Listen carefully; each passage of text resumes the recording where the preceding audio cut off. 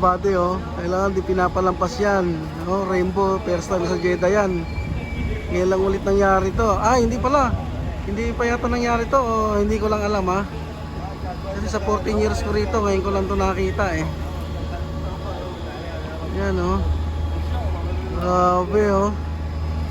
Hindi natin pwede videoan dito banda mga buddy kasi base yan eh. Ang sundalo. Wow, rainbow oh. Ganda oh. Kaisa boss. Oh, first time yan mga buddy. Kailan nangyari yan? Ako, kailangan i-vlog yan. Wow. Okay mga buddy, ganda lang video mga buddy. Wala na siya oh.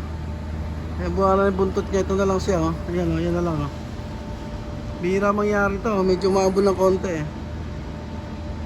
Yan oh. Yan na lang siya. Grabe.